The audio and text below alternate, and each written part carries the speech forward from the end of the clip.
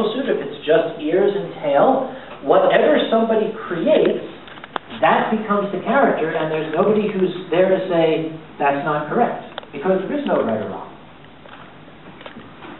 Why can't we have that as an anime thing? I mean, coming from the perspective of someone who's run one before, I mean, why do you think that otaku get so, I don't know, bitchy? They seem to love the drama. Oh no! There's no drama in Furry.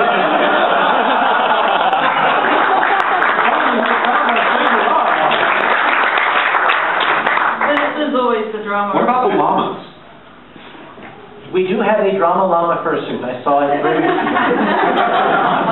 Does it have an emo fringe? Yes. It's a proper drama llama. It goes around complaining about how everybody hates it, and if you even talk to it, even look in its direction, it will accuse you of stalking it. How'd you mustache?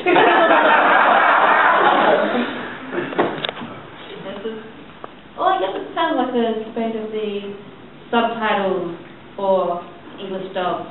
Subtitles. I'm subtitles. I'm a subtitle guy. Subtitles, those of us who are literate.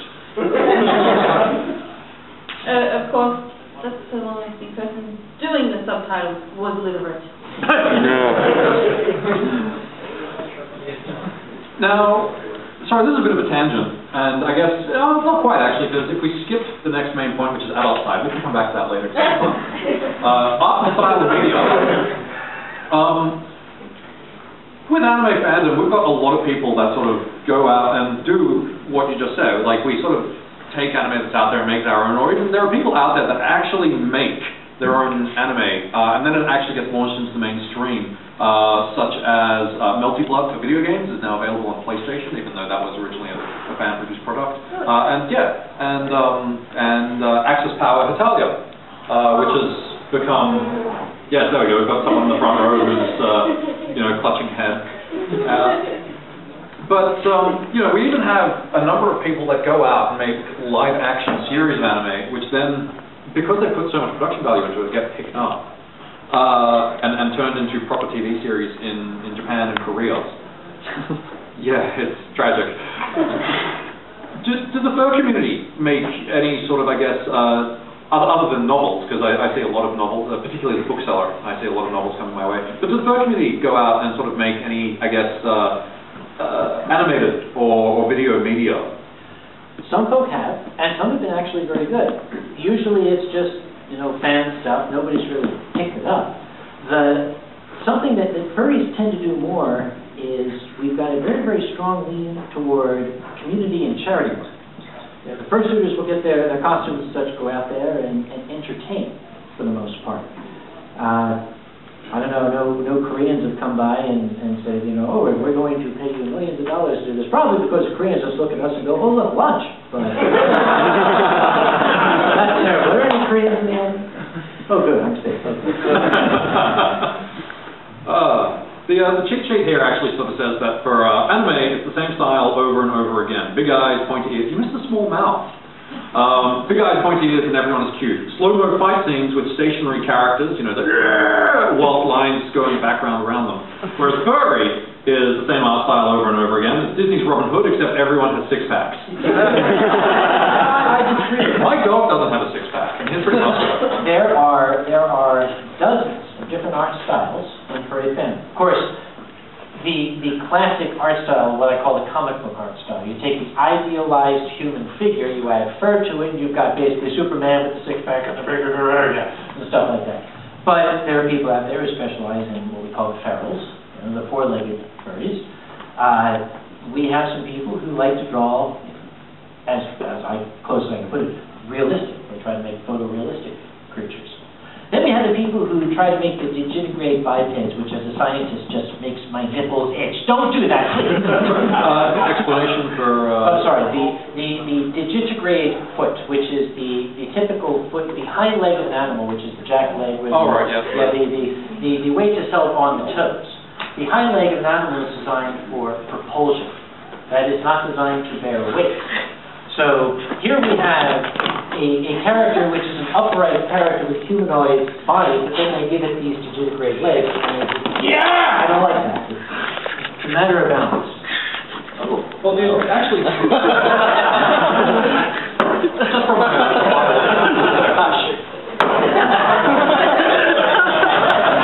No, I don't. Get out the booze, Joe. Thank you. You're my new best friend. Challenge.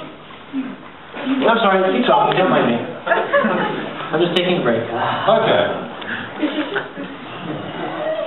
All right. Well,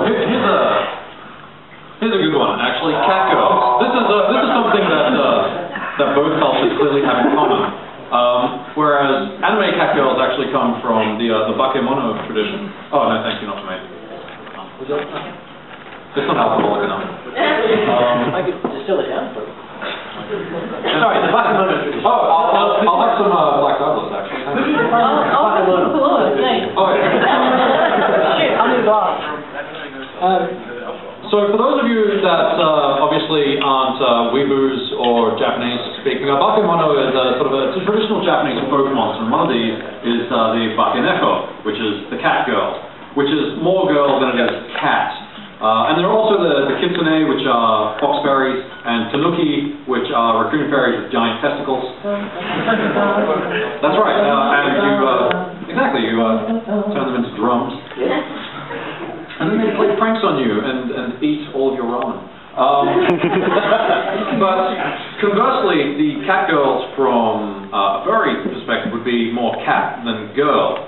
Either way, everyone's happy because they're getting pussy, but...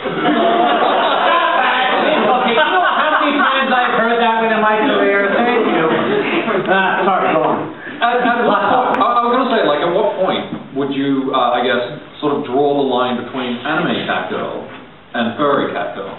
Or is there no line? Is it just how anthro versus how, I guess, Homo sapien? I don't know. It is a very good question. At what point does one become the other? I think there is no defining line. It's very, very blurred. If you create a cat girl who is very, very obviously from an anime series, I mean, if one is just screaming, you got a badge that says Nuku Nuku on it there, okay. But hey, she's all-purpose cultural cat girl. Exactly. But actually, this question has come up in the furry fandom. For when we've had some people who have been trying to be purists. An anime cat girl is not a real furry. And my response to that is, just get the fuck out of my con, okay? We don't need your kind here. Get your closed-minded bullshit and go to somebody else's convention.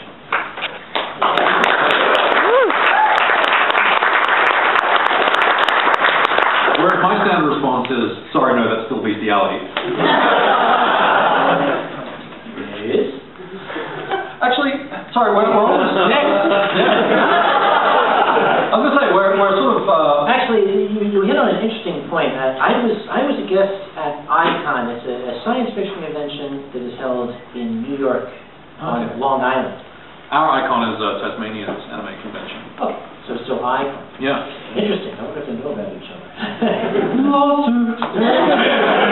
Anyway, ICON.us is held in New York, and I was beset by some young fellas when they found out that, oh, that's one of those furries over there. They said, hey, you're a skunk fucker, and you like to fuck skunks and everything. And I was like, well, at least fucking skunks is legal. You're a pedophile. I didn't know how to answer that. They were like, fish was great, huh? I started shouting, somebody call the cops! They got this guy's a pedophile! Call the police! Call 911! We got a pedophile over here! I hate when I do that. They say there's also something they say in furry fandom, don't fuck with Uncle Kage. What does pedophile say to the other pedophile? Trade you two fives for a 10.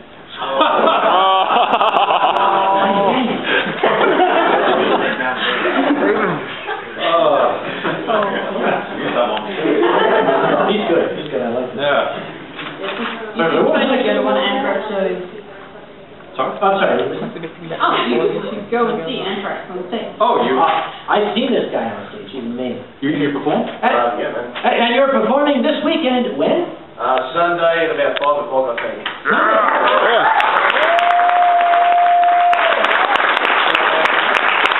I saw this guy last year. Brilliant comic. Didn't understand a word he said, but I loved it.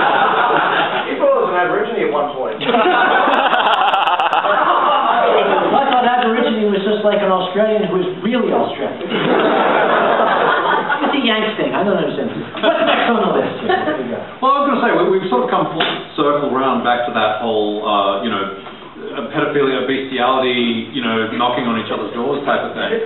I was going to say, like, from my perspective as someone who's had to deal with legal ramifications coming out of these events, when we look, like, from the outside looking in, when we see furry, like, what we see is a bunch of people that basically dress up as animals, and then, like that original convention, go and, sort of fantasize about having sex with animals when they're having sex with other people dressed as animals. Whereas with the anime stuff, I'm not going to say it's right, but it's normalized within the culture, because within Japanese culture, the age of consent in Japan is 14 for girls. Prostitution at 14 is actually, like, high school age prostitution is rife in Japan, because prostitution is legal in Japan, even without government licensing, at least within certain districts anyway.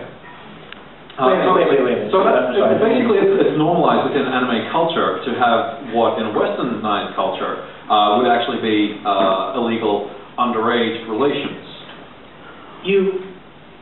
Prostitution is legal in Japan. Within certain districts. And a 15-year-old girl could legally be a prostitute. Yes. But if you draw a picture of her, you've got to put little black bars on her boobies. That's right. And anything with hair. Yes, no hair either. Not that the Japanese have much to begin with. No. I might want to point out this all came from a guy named Douglas MacArthur, and he was a Yankee. Think about it. Anyway. So, I guess, from that particular perspective, what is it that the fur community is doing to attempt to, I guess, normalize or justify this kind of behavior to those who are on the outside? Well, you hit on a point that furries want to have sex with animals. That is not actually what furry fandom is about. We are looking at human beings who we are seeing through the lens of an animal. Most furries would find the concept of sex with an animal to be animal abuse.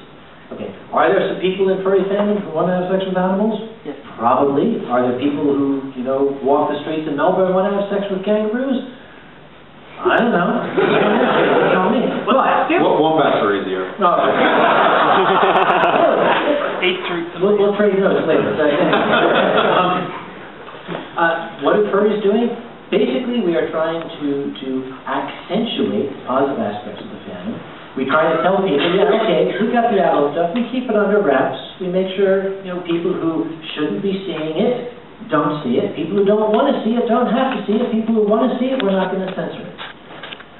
Again, you go into an anime convention, it's like, whee! And they call us the preverts, and I still don't understand that. What I've been talking to reporters of late when they bring this up is I said, geez, that's getting pretty old by now. I think we pretty much debunked it. I was on a radio interview with a shock jock, and I can't remember her name, but she was going, it's about sex. This is all about sex. And it was a live thing, too. Tell us, don't you people like to have sex? So you have sex in fursuits. And she was Republican, right? Well, she's one of those radio people, and I don't know what she is. But at one point she said this, and I said, Miss, you really have a very unhealthy fixation with sex. You should talk to somebody. Don't fuck with Uncle Kage. Well, what sort of legal outcomes did you have with the Lolita Parade? Because, coming from an anime perspective, it's easier for us because, for a start, there's anime for children, whereas there isn't really fur for children. There is. It's called Disney. And I think a lot of the anime sort of crosses over, because what do you call penguins? That's true. Kimba. Yeah, and Kimber, and... Jungle Emperor, sorry. Yeah, pretty much anything. It's so much crosses everywhere. We apologize for the Lion King, by the way. Yeah, children, what are these animals talking to you? Probably not wearing pants. That's probably the problem. In Yeah. Animals don't wear enough pants. Did you know Donald Duck is actually banned in Sweden until they started redrawing him with pants on? No, that's true. I actually spent 2 years